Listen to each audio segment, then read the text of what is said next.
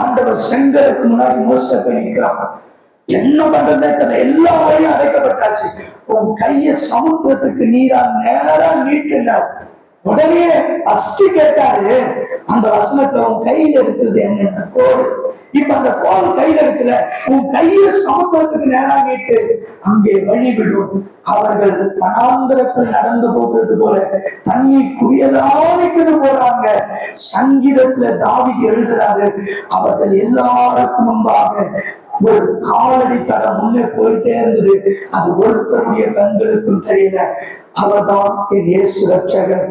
உனக்கு முன்னாடி அந்த வீட்டுக்கு சொன்னார் ஆண்டவர், திருமணத்துல யாருமே இல்லாதமாதான் தெரியும், வழி திறக்கும், ஆனா என் காலடி தடம் முன்னாடி இருக்கும். அல்லேலூயா. கடைசியாய் அங்கே நியாயாதிபதிகள் 13:32 சொல்லப்படுகிறது, அங்கே சம்கார் என்கிற ஒரு மனிதன் இருக்கான்.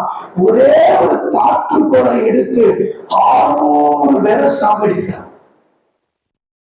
ஒரே ஒரு ஆண்டவர் சொன்னார், அந்த குடும்பத்துக்கு ஜெபிக்க சொன்னார். ஒரே ஒரு தரிசனம் தான் கொடுத்தார், ஒன்னொரு ஜபம் குறிப்பா அவர்தான் கொடுத்தார்.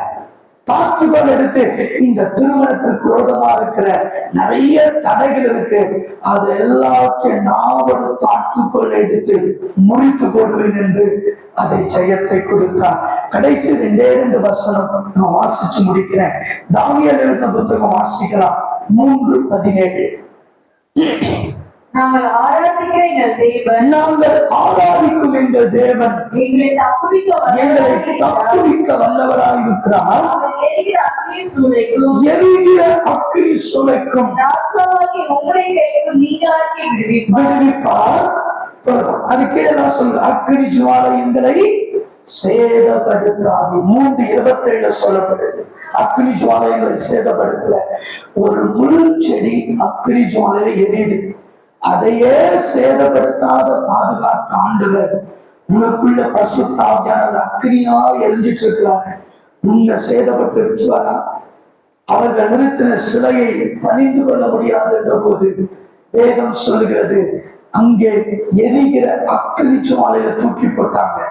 வேதம் சொல்லுகிறது, அவர்கள் தேவனை ஆராதித்தார்கள். அந்த ஆராதனை மகிமையில என் ஆண்டவர் உள்ள இறங்கினார். அவர்கள் அந்நிய பாஷைகளை தேவனை துதித்திருப்பார்கள். அந்த சத்தத்தின் வல்லமையினால், அந்த அக்கினி ஜுவாலையினால அவருடைய வஸ்திரங்கள் கருகி போகல, அவருடைய தலை முடி கருகி போகல, அந்த அக்கினியின் வாசம் ஒன்று கூட அவங்களை தொடர. ராஜா சீக்கிரம் எழுந்திருக்கிறான். தூங்கி போனது 3 பேர் தான். 4ஆவதாக ஒருவர் உள்ளே உலாவுகிறாரே, அவர் யார்? அவர்தான் இஸ்ரவேலின் தேவனாகிய கர்த்தர். உனக்கு தெரியுமா, உனக்கு விரோதமாய் பெரிய விதத்துல யாராவது எழும்பும் போது கர்த்தரும் பக்கத்துல இருந்து உனக்கு விரோதமாய் எழும்புகிறவனுக்கு திகில உண்டு பண்ணுவார். நீ நீதியினால் ஸ்திரப்பட்டிருப்பாய், கொடுமைக்கு தூரமாவாய், திகில் உன்னை அணுகாது. ஆனா உன்னிமித்தம் திகில அவங்களுக்கு வர பண்ணுவார். அப்பதான் நீ யாருன்னு நம்மளுக்கு